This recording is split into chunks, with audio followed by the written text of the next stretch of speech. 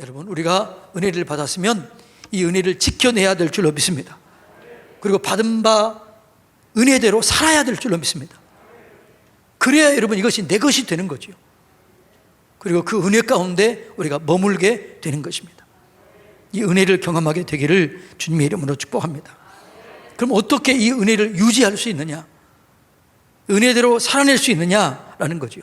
첫째는 교만하지 말고 자만하지 말아야 됩니다. 따라서 해볼까요? 교만하지 말고 자만하지 맙시다. 내가 받은 은혜를 받았으면 어떻게 해야 돼요? 교만하지 말아야 돼요. 자만하지 말아야 돼요. 교만은 사단의 밥이 되는 겁니다. 그래서 고린도전서 10장 12절 다 같이 읽어볼까요? 그런즉 선줄로 생각하는 자는 넘어질까 조심하라. 그러니까 우리가 섰다고 생각할 때 넘어지는 거죠. 그래서 사람들이 언제 넘어지느냐? 내가 건강할 때, 내가 됐다고 할 때 넘어지는 거죠. 여러분, 노아가 언제 넘어졌지요? 노아 홍수를 잘 이겨냈습니다. 그리고 그 모든 사람들이 죽어갈 때 그는 살아났습니다. 그리고 난 다음에 농사를 했는데 대풍년을 맞이했습니다. 이제 됐다고 생각했을 때 그때 넘어진 거죠. 그래서 여러분, 잠언 16장 18절에 보면 교만은 멸망의 선봉이요, 자만은 넘어짐의 앞잡이이다, 이렇게 얘기하고 있습니다. 베드로전서 5장에서는 하나님은 교만한 자를 물리치고 겸손한 자에게 은혜를 더하신다라고 말합니다. 여러분, 은혜를 받았으면 그 은혜가 더해지기 위해서는 늘 겸손해야 될 줄로 믿습니다. 베드로전서 5장 5절 다 같이 한번 읽어볼까요? 젊은 자들아, 이와 같이 장로들에게 순종하고 다 서로 겸손으로 허리를 동이라. 하나님은 교만한 자를 대적하시되 겸손한 자에게 은혜를 주시느니라. 그래서 이 은혜를 계속 유지하기 위해서는 어떻게 해야 돼요? 늘 더 겸손해야 돼요. 하나님, 나는 부족합니다. 나는 연약합니다. 주여 도와주세요. 주님이 도우심 없이는 내가 살아낼 수가 없습니다. 그리고 우리는 겸손하다는 게 뭐냐? 자기 약점을 늘 하나님께 가지고 나가서 그걸 보완해야 돼요. 사단은 우리를 공격할 때 약점을 공격합니다. 그것 때문에 우리가 넘어지는 거예요. 그래서 제가 뭐라고 그랬어요?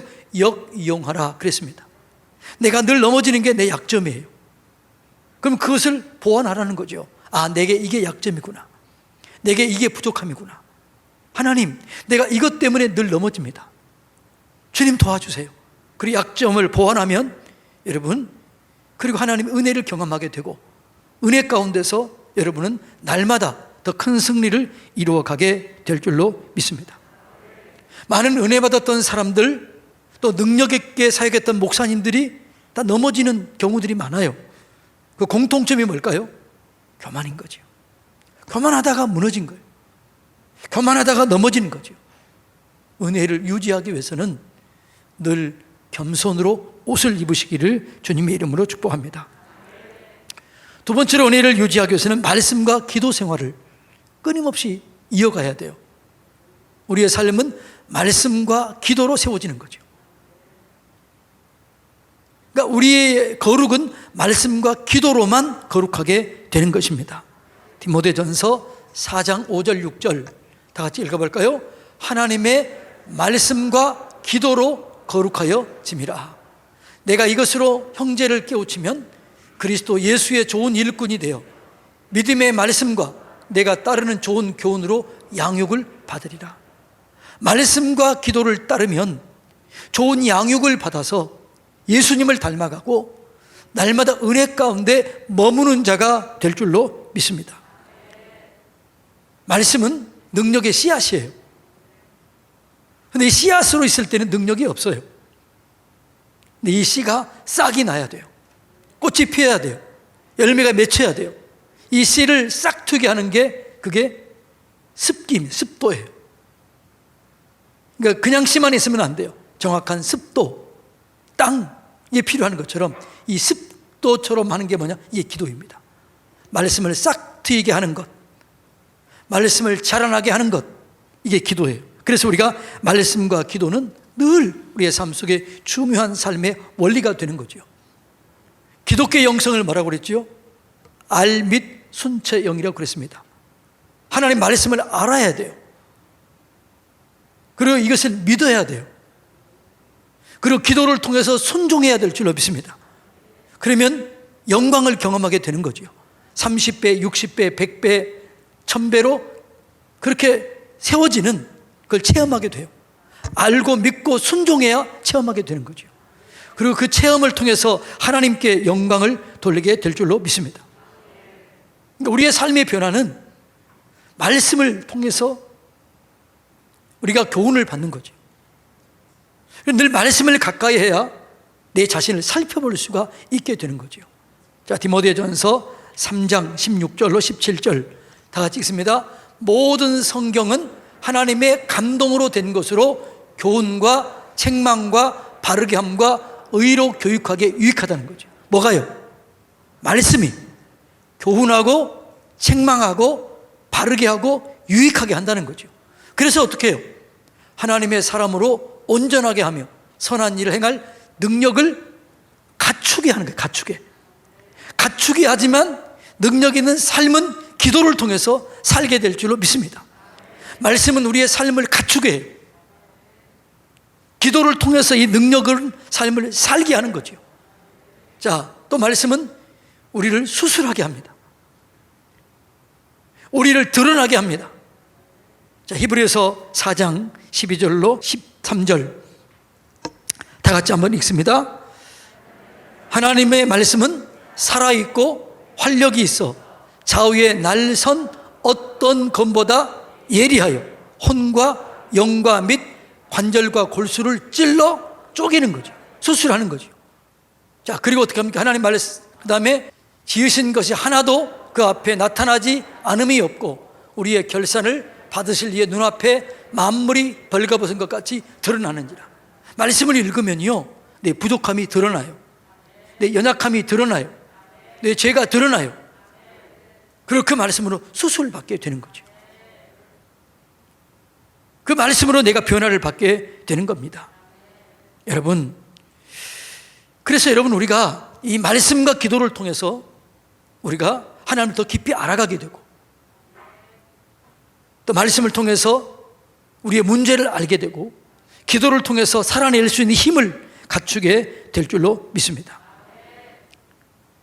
말씀이 우리의 부족한 것을 깨닫게 한다면 기도는 뭐라고요? 부족한 것을 갖추어서 살아내게 하는 거예요. 그래서 기도할 때 살아낼 수 있는 힘을 주십니다. 능력을 주시는 줄로 믿습니다. 여러분, 우리가 기도해야만 시험 들지 않습니다. 은혜 받고도 시험 들어요, 안 들어요? 시험 드는 사람이 있어요. 어쩌면 벌써 은혜 받았는데 벌써 지금 시험 들어가지고 은혜를 와르르 무너뜨린 사람도 어쩌면 있을 수도 있습니다. 어떻게 시험을 이기느냐? 어떻게 은혜를 유지하느냐? 시험에 들지 않도록 뭐라고요? 깨어 기도하라는 거죠. 그러니까 기도해야만 우리가 시험을 이겨내게 될 줄로 믿습니다. 은혜 받았다고 그게 다 된 게 아니에요. 그건 시작이에요. 은혜 받은 것을 삶으로 살아내야 되는데 내게는 능력이 없어요. 그래서 하나님 도와주세요. 하나님 인도해 주세요. 하나님의 도우심 없이는 아무것도 할 수 없습니다. 이렇게 기도하는 거죠. 그래서 그 기도가 살아내게 하는 거죠. 하나님께 쓰임받았던 모든 사람들은 이 말씀을 듣고 순종하고 기도를 통해서 이뤄냈던 자들입니다. 자, 다윗시입니다. 시편 119편 147절로 148절에서 이렇게 얘기합니다. 다 같이 읽어볼까요? 내가 날이 밝기 전에 부르짖으며 뭘 했다는 거예요? 기도했다는 거죠. 주의 말씀을 바라싸우며 주의 말씀을 조용히 읊조리려고 내가 새벽녘에 눈을 떴나이다. 새벽에 일찍 일어나서 뭐 했다는 거예요? 기도했다는 거죠. 그 말씀대로 살아낼 수 있도록 하나님, 이 말씀을 살아낼 수 있도록 도와주세요. 말씀을 읊조리고 말씀을 암송하고 말씀을 묵상하고, 그리고 하나님, 이 말씀대로 살아갈 수 있는 힘을 주세요. 이렇게 기도했다는 거죠. 이렇게 말씀을 받고 말씀대로 살아갈 수 있는 능력을 얻게 되기를 축복합니다. 예수님도 마찬가지예요. 예수님은 삶을 살았을 때 이렇게 합니다. 나는 내 뜻대로 행하지 아니했고 아버지의 뜻대로, 아버지께 보고 들은 대로 내가 했다. 말씀하시는 대로 순종함에 했다는 거죠. 그리고 그 순종을 예수님도 이루어가기 위해서 습관을 쫓아 기도했다는 거 얘기합니다. 자, 마가복음 1장 35절 다 같이 읽습니다. 새벽 아직도 밝기 전에 예수께서 일어나 나가 한적한 곳으로 가사 거기서 기도하시니라. 예수님의 삶이 기적과 능력과 권능과 표적이 있었잖아요. 근데 그것이 어디로부터 시작된 거지요? 기도로부터 시작된 거죠. 또 다른 곳에서는 습관을 쫓아 기도했다라고 얘기합니다. 예수님은 늘 기도했습니다. 주여, 내 기도를 들으신 것 감사합니다. 나와 함께 하신 것 감사합니다. 나를 써주신 것 감사합니다. 늘 기도를 드리고 그 기도를 통해서 얻게 되었던 것을 우리는 지난 시간에 또 말씀을 통해서 배웠습니다. 그러니까 예수님의 능력의 사역의 그 기초에는 기도가 있었다는 거죠.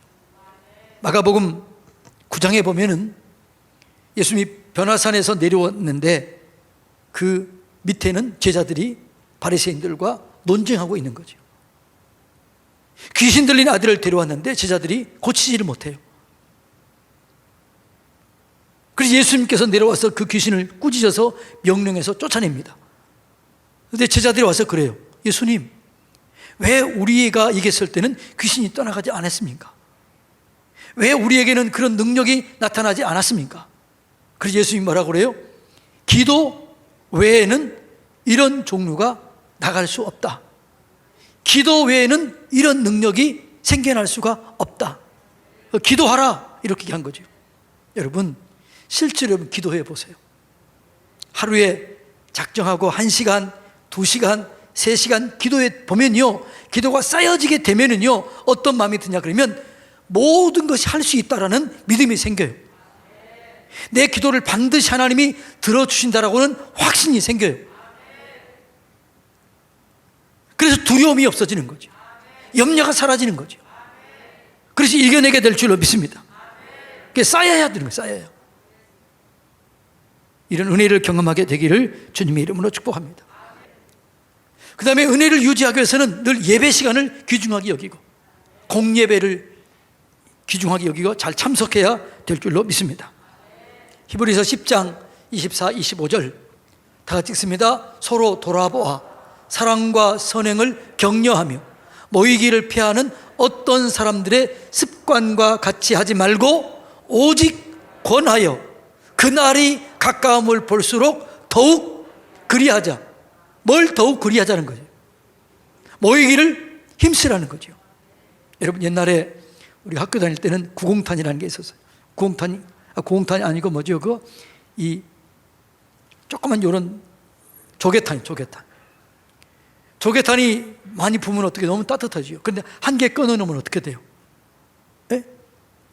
우리 젊은이들은 조개탄이 뭔지 모르지요. 조개탄이요, 많이 있으면 활활 타가지고 너무너무나 세요. 한 개 꺼내놓으면 금방 시들어버려요. 우리의 믿음도 마찬가지입니다. 혼자 있으면요, 잘 안 돼요. 그래서 모여야 돼요. 모여서 간증을 나누시기를 바랍니다. 예를 들어서 여러분이 이번에 받은 은혜들이 있지요. 부흥회 때 은혜 받았어요? 안 받았어요? 받았지요? 그런데 받은 사람들이 다 달라. 나는 여기서 은혜 받았고, 나는 이 말씀에 은혜 받았고, 나는 이 말씀에 은혜 받았다. 그런데 이것이 나누면요, 3명이 나누면 은혜가 3배로 배가 돼요.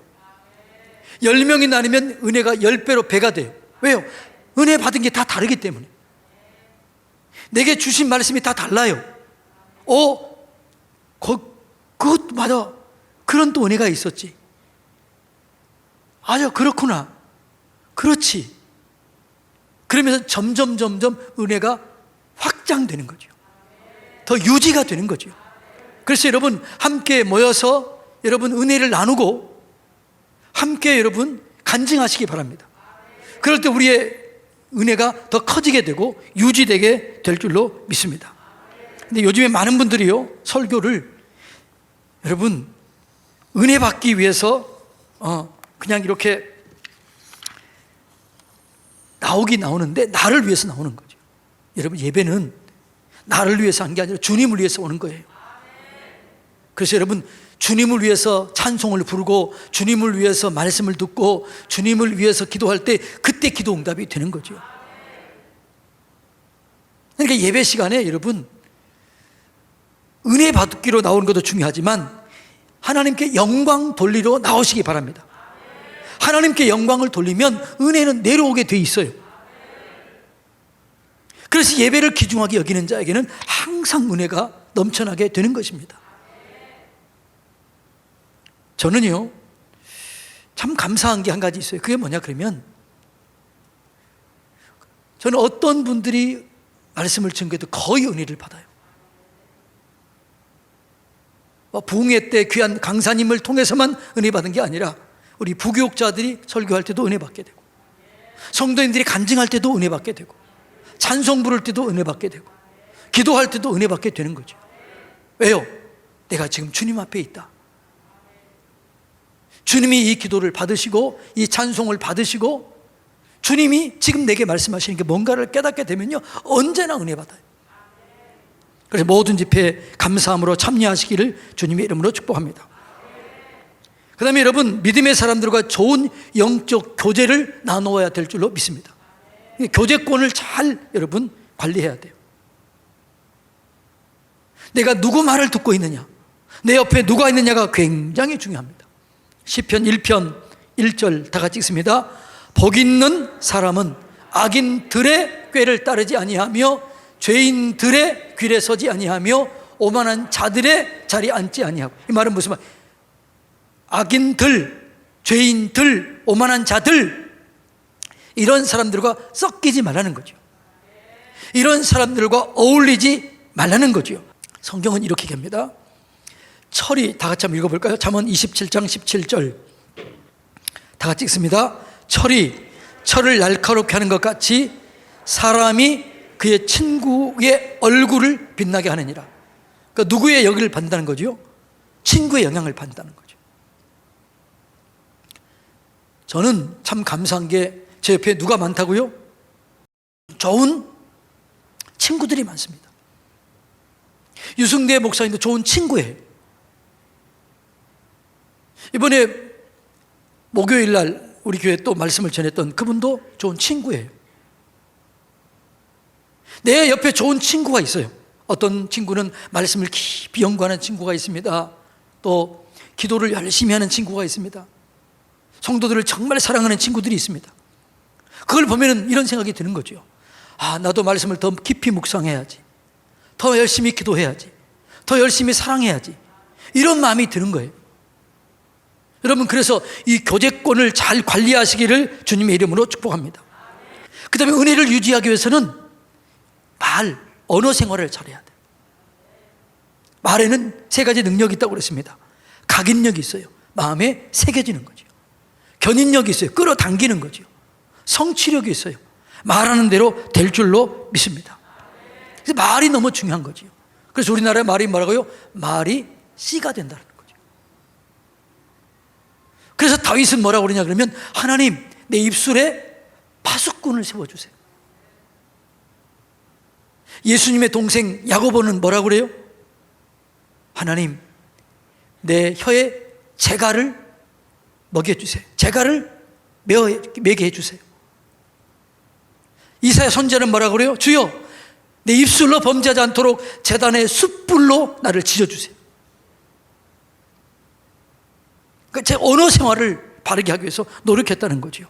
여러분, 감사의 말을 하시기 바랍니다. 믿음의 말을 하시기를 축복합니다. 축복의 말을 하시기 바랍니다. 그래야 유지되는 거죠. 감사의 말을 하면 늘 감사할 것들이 생기는 거예요. 믿음의 말하면 그대로 될 줄로 믿습니다. 축복의 말하면 그게 내게 돌아오게 될 줄로 믿습니다.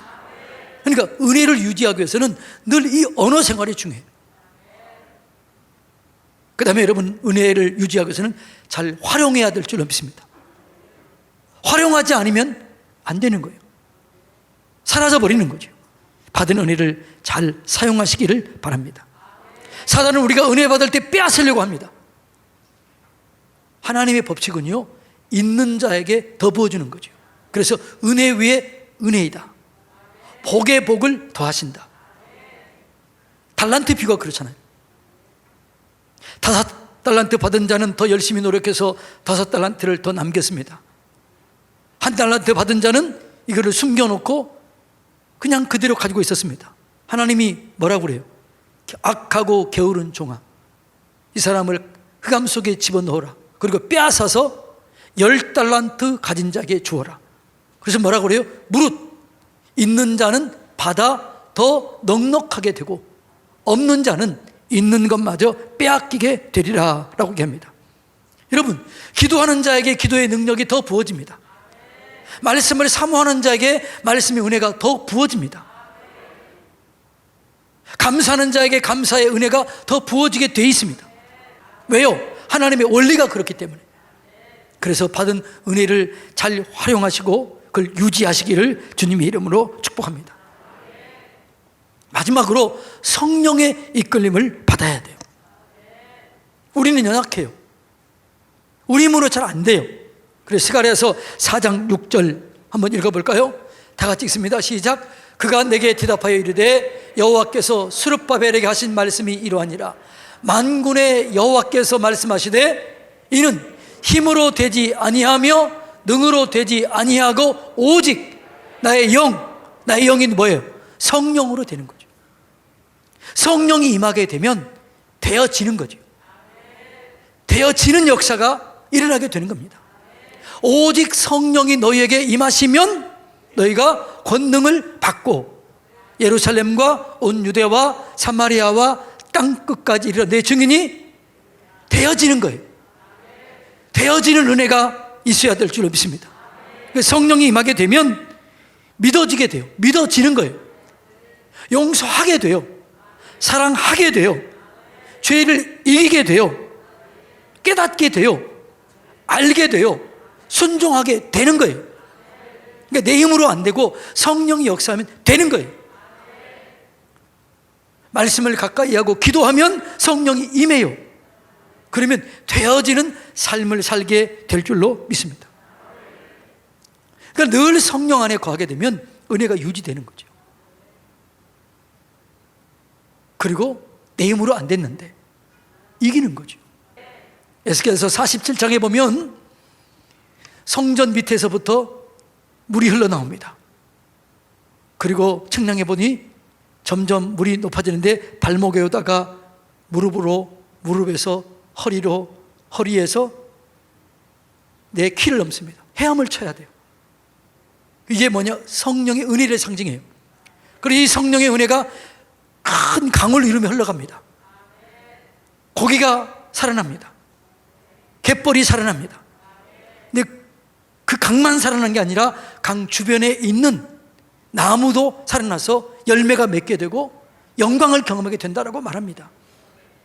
여러분, 성령의 은혜를 경험하게 되면 이런 일이 일어나게 되는 거예요.